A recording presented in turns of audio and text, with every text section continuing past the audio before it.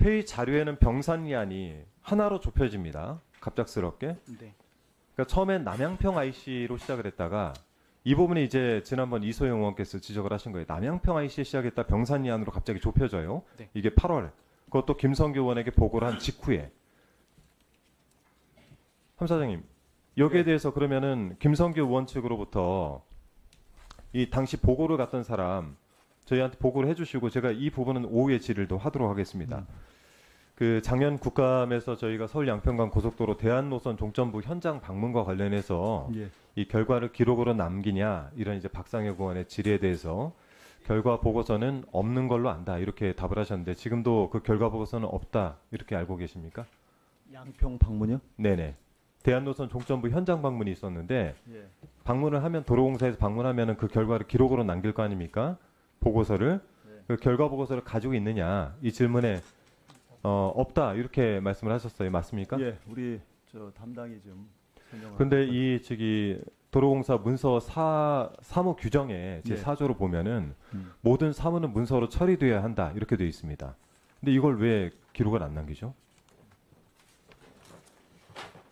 자, 하나만 더 드릴게요. 당시 관련해서 출장자들 출장 나갔을 텐데 누구신지 먼저 좀 말씀 좀 주세요. 건설본부장 박건태입니다. 네, 본부장님. 당시에 출장 다녀오셨죠? 대한노선 종점부 현장 방문. 아, 저는 아니 도로공사 다녀왔죠? 예, 예. 네.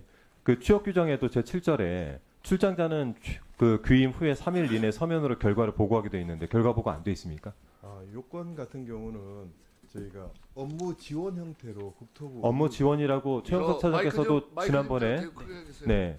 그 도공 계약 관련 없고 이거는 이제 업무 지원이라 결과 보고서를 작성하지 않았다 이렇게 말씀하셨죠. 네, 맞습니다.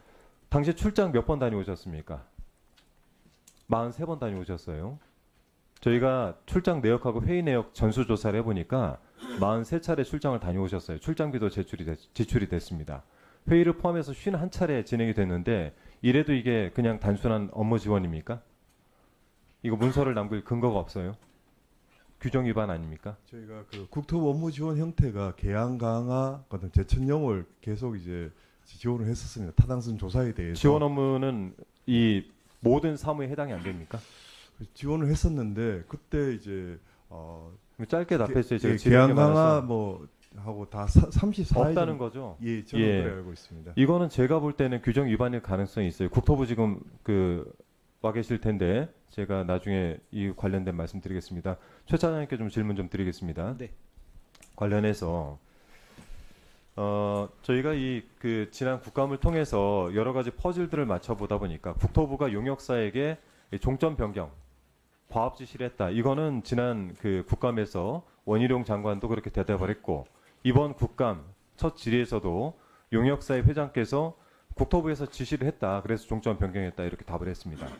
자, 그러면 다음이 용역사는 왜 양평군에서 22년 7월 26일에 3개 노선을 제안했는데 그중에 2안이 병산리 안이었어요. 지금 현재 대안 종점으로 제시된 그 병산리 안이었는데 이게 2030 기본계획이라는 데 담겨 있었던 것을 어떻게 용역사가 이걸 담게 됐나. 그러니까 저희가 이 내용들을 한번 퍼즐을 맞추다 보니까 이 플레이어가 과연 누구인가 고민을 해보니까 도공이 아닐까라는 생각을 하게 됐습니다. 22년 5월에 국토부의 착수 보고회가 있었죠. 네. 네, 당시 종점은 어디였습니까? 저 착수 보고회처럼 남양평 IC였죠. 네. 현장 답사를 5월 27일에 했어요. 대한노선 종점부에 대해서. 그때도 그러면 남양평 IC를 방문하셨겠네요.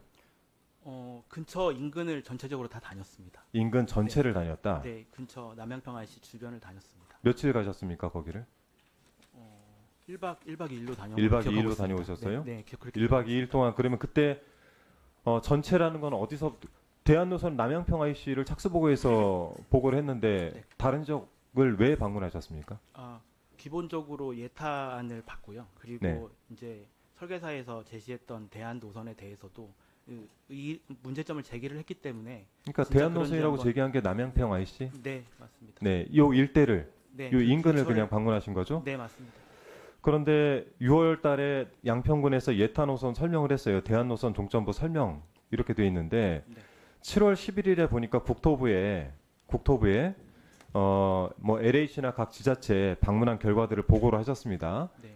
이때 남양평 IC 외에 한 가지를 더 보고했는데 그때 그 안이 병산이안이죠. 네, 맞습니다. 누가 그때 이 병산이안을 제시를 해가지고 이 보고를 하게 됐습니까? 저 부분은 설계사에서 추가적으로 검토를 해서 용역사에서 네, 맞습니다. 용역사에서 이것도 같이 보고를 하자.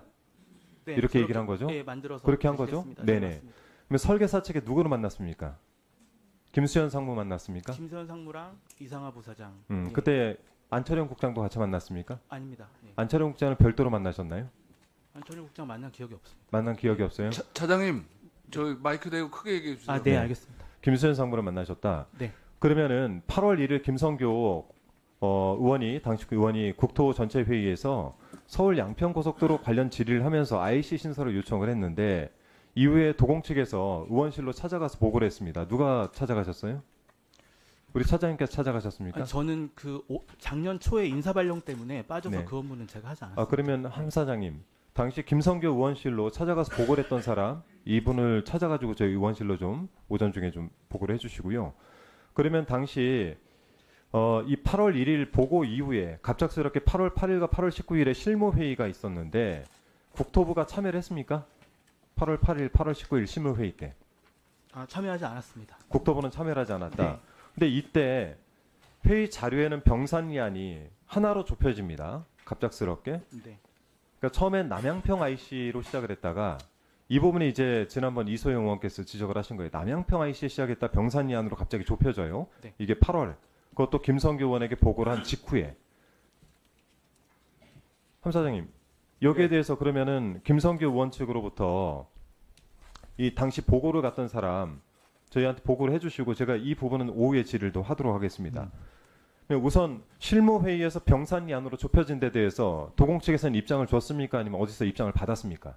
저희는 저 부분에 대해서는 어떻게 하라고 지시를 한 적은 없었고요. 기본적으로 설계사에서 다 검토를 해서 보고를 설계사에서 그러면 이 안으로 좁힌 거예요? 설계사에서 추가 검토를 했더니 양평 IC에 붙이는 것보다는 저 안이 나은 것 같다고 제시를 해서 그러면 용역사 네. 김수현 상무 측에서 이렇게 좁혀가지고 안을 제시를 했고 이것을 국토부에 보고를 하신 거네요? 네, 그렇습니다. 알겠습니다.